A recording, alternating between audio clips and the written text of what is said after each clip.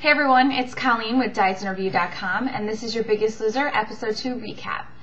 This week's show starts right off into a temptation, and the contestants are offered $25,000 if they leave the game right now. There's a limo at the end of the driveway waiting, and they're out of the game.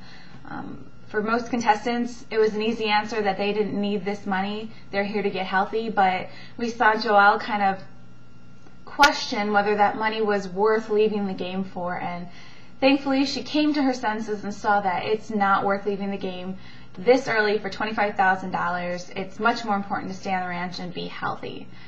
The first challenge, the contestants are on a nice boat and they're surrounded by beautiful landscape and the ocean, and it's wonderful, and all that is brought to an end when they're told that they're going to be paddling to the shore and then racing uphill to a very steep hill to get to the top.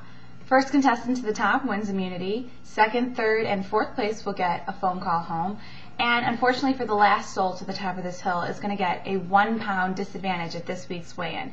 And that's something you don't want to have at all, ever in this game.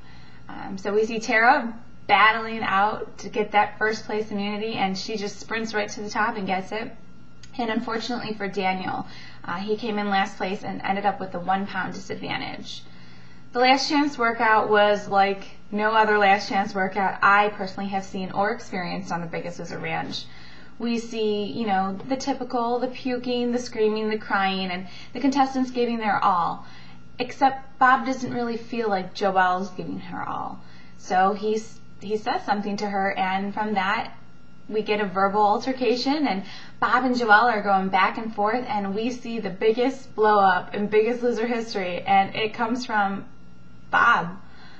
Sweet Bob Harper is screaming and yelling, and it was scary. But after a couple of minutes of him telling Joelle he just wants to make sure that she's in this game for the right reasons and that she's 100% focused, because in order to succeed he needs 100% of her, and that's just how it goes. He needs that commitment.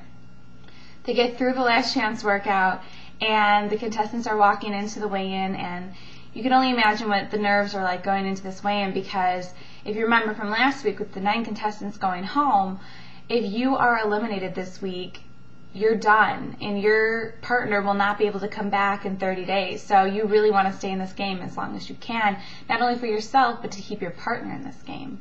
So we see really, really great numbers for week 2 in the weigh-in. I mean, the typical week 2 plateau, I think, was kicked out of the park this week, because we saw some awesome numbers dropped.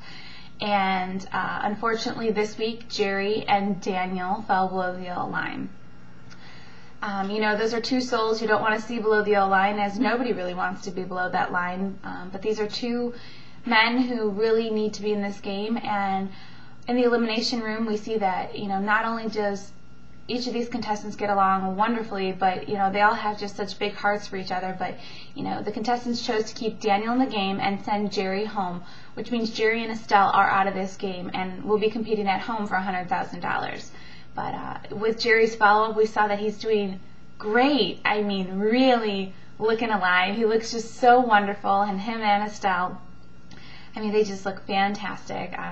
I can't wait to see them both at this season's finale, and hope that they'll be the 2 to bring home the $100,000. For this week's recap, this is Coleen with DietsAndReview.com, and I'll see you next week.